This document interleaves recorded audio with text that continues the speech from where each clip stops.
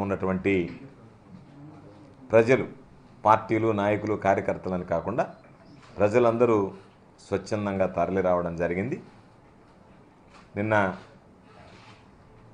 బాపట్ల, పల్నాడు, గుంటూరు, నెల్లూరు, తిరుపతి జిల్లాలకు సంబంధించి నూతనంగా ఏర్పడినటువంటి జిల్లాలకు సంబంధించి జరిగినటువంటి సిద్ధం మహాసభకి లక్షలాది మంది పాల్గొని జయప్రదం చేయడం జరిగింది. నెల్లూరు జిల్లాకు సంబంధించి పెద్ద సంఖ్యలో పాల్గొన్నటువంటి ప్రతి ఒక్కరికి ముందుగా నా హృదయపూర్వకమైనటువంటి కృతజ్ఞతలు తెలియజేస్తున్నాను. అయితే దాదాపుగా 2006 నుంచి ప్రత్యక్ష రాజకీయాల్లో ఉన్నాం. మా కుటుంబం సుదీర్ఘంగా దాదాపు 60 సంవత్సరాల నుంచి మా కుటుంబం రాజకీయాల్లో ఉంది.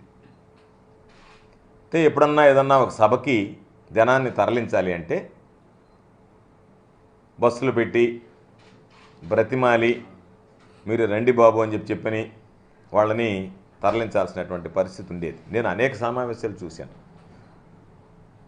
జాతీయ స్థాయిలో వచ్చినటువంటి నాయకులు నెల్లూరు వచ్చినప్పుడు చూసాం, ముఖ్యమంత్రులు లేదా వివిధ అధికారులు చాలామంది వచ్చినప్పుడు చూసాం, వివిధ అధికార హోదాలో ఉండేటువంటి వాళ్ళు చాలామంది వచ్చినప్పుడు చూసాం. అయితే దాదాపుగా ఈరోజు మేదరమెట్ల అంటే నెల్లూరు జిల్లాకు సంబంధించి చాలా దూరం, 200 కిలోమీటర్లు దాదాపుగా కొన్ని నియోజకవర్గాలకు, తిరుపతి నియోజకవర్గానికి అయితే 300 పైచిలుకు కిలోమీటర్లు ఉండేటువంటి పరిస్థితి. ముందుగా అన్ని గ్రామాల్లో చెప్పాం, మహిళలు ఇబ్బంది పడతారు, మీరు రాలేరు, తట్టుకోలేరు అని చెప్పి కేవలం పురుషులనే రమ్మని చెప్పాం, మగవాళ్ళనే రమ్మని చెప్పాం. అయితే ఎంత మేర వీలైతే అంత మేర రవాణా సౌకర్యాలు ఏర్పాటు చేస్తే, మాకు మీరు రవాణా సౌకర్యం ఏర్పాటు చేయలేదు జగన్మోహన్ రెడ్డి గారి సభకి తీసుకువెళ్ళడానికి అని చెప్పి మొట్టమొదటిసారిగా నా జీవితంలో అలకపోనడం అనేటువంటిది ప్రజలు చూడడం జరిగింది. ఇది ఎన్నడూ జరగలేదు. నాయకులు కానీ కార్యకర్తలు కానీ మనం ఇస్తాం దానికన్నా తక్కువ ఇస్తే ఆనందపడిపోయేవాళ్ళు. అబ్బా ఇంతమందిని తరలించాలని చెప్పి అనుకుంటున్నాం, ఇంకా తగ్గించి ఇచ్చారని చెప్పి మొట్టమొదటిసారి నా జీవితంలో ఇచ్చిన దానికన్నా మీరు ఇంకా మాకు ఎక్కువ ఇవ్వలేకపోయారని చెప్పి ఈరోజు ఉదయం కూడా పాపం కొంతమంది ఫోన్ చేసి బాధపడడం జరిగింది. మేము సిద్ధంగా ఉన్నాం, కొన్ని దగ్గరలో అయితే మీరు వెళ్ళలేరు, 200 కిలోమీటర్ల పైచీలకు కష్టం అని చెప్తే, లేదు మేము కింద కూర్చొని వెళ్తాము అని చెప్పి బస్సులో కొంతమంది యువకులు నిలబడి వెళ్ళారు, కొంతమంది కింద కూర్చొని వెళ్ళారు. ఇంత స్పందన అనేటువంటిది నేను ఎన్నడూ చూడలేదు. ఇది ప్రతి ఒక్కరికి తెలిసినటువంటి విషయం, ఈరోజు ప్రతి ఒక్కరు చర్చించుకునేటువంటి విషయం. గ్రామాలలో బస్సు వెళ్ళిన వెంటనే చెప్పినటువంటి వాళ్ళు కాకుండా చెప్పనటువంటి వాళ్ళకి కూర్చొని బస్సులు నిండిపోయాయి. ఈ చెప్పినటువంటి వాళ్ళు పాపం ఎక్కలేకపోయారు, నిలబడిపోయారు, ఆగిపోయారు, నిలిచిపోయారు. అందరికీ చెప్పాం, వేల సంఖ్యలో బస్సులు బయలుదేరుతున్నాయి, వేల సంఖ్యలో కారులు బయలుదేరుతున్నాయి, వేల సంఖ్యలో టెంపోలు లాంటి ప్రైవేటు వాహనాలు బయలుదేరుతున్నాయి.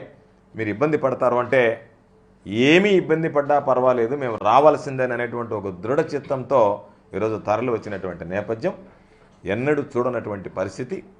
లక్షలాది మంది తరలి వచ్చి జగన్మోహన్ రెడ్డి గారికి ఆశీస్సులు అందించడం జరిగింది. ఇది నిజంగా ఆంధ్ర రాష్ట్రానికి సంబంధించినటువంటి ఇది ఒక చరిత్ర. అంతమంది ఒక దగ్గర గుమికూడడం, జనాన్ని ఒక్కసారి కింద ఉన్నటువంటి వాళ్ళకన్నా స్టేజ్ మీద ఉన్నటువంటి వాళ్ళని చూస్తే అసలు కళ్ళు తిరిగేటువంటి పరిస్థితి, ఒక అలలాగా జనసముద్రంలాగా ఎక్కడ చూసినా సరే. కాబట్టి అంత కష్ట నష్టాలకు వచ్చి ప్రజలు అంత పెద్ద ఎత్తున పాల్గొని జగన్మోహన్ రెడ్డి గారికి ఆశీస్సులు అందించడానికి తరలి వచ్చినందుకు ప్రతి ఒక్కరికి పేరు పేరున నా హృదయపూర్వకమైనటువంటి కృతజ్ఞతలు తెలియజేస్తున్నాను. అయితే ఎందుకు జనం ఇంతమందికి రావడానికి కారణం అంటే,